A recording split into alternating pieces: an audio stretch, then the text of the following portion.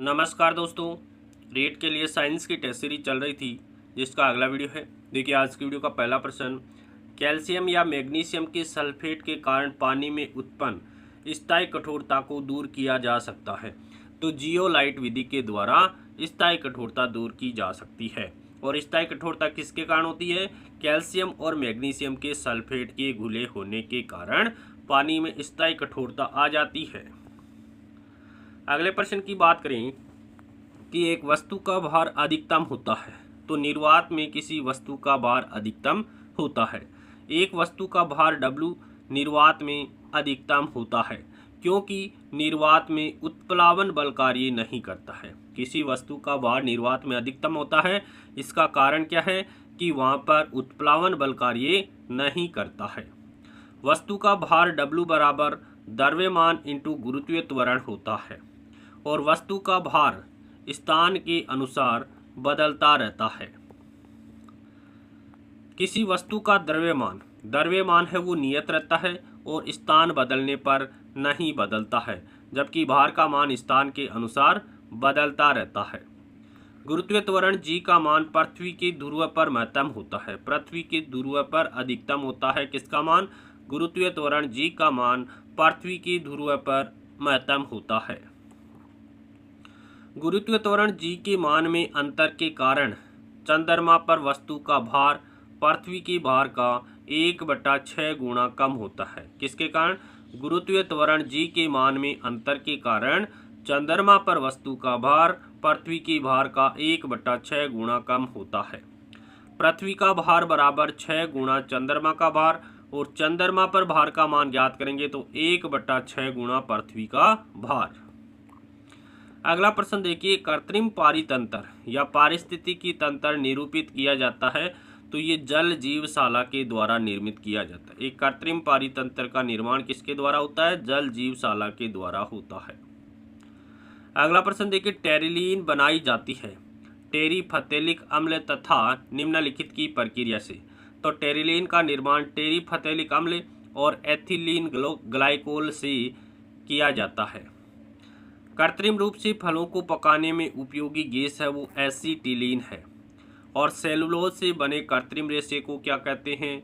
Rayon कहते हैं। Polycarbonate कठोर व पारदर्शी प्लास्टिक है जिसे किस रसायन के बहुलीकरण से बनाया जाता है? तो बिस्फेनोल के बहुलीकरण से पॉलीकार्बोनेट का निर्माण किया जाता है और पॉलीकार्बोनेट कठोर और पारदर्शी प्लास्टिक है। रेक्सीन कृत्रिम चमड़ा है जो वनस्पतियों से प्राप्त सेलुलोज से तैयार किया जाता है। रेक्सीन क्या है?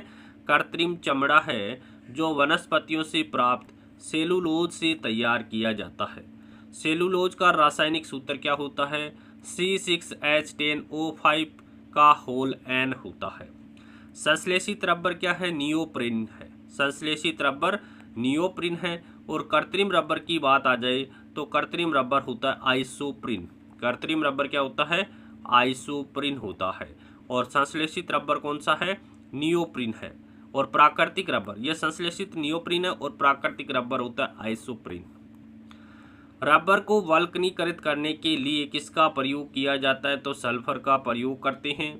ब्यूटाडाइइन 75% और स्टाइरिन 25% का सहबहुलक है ब्यूना एस। ब्यूना एस है वो ब्यूटाडाइइन 75% और स्टाइरिन 25% का सहबहुलक है। कौन? Buena S.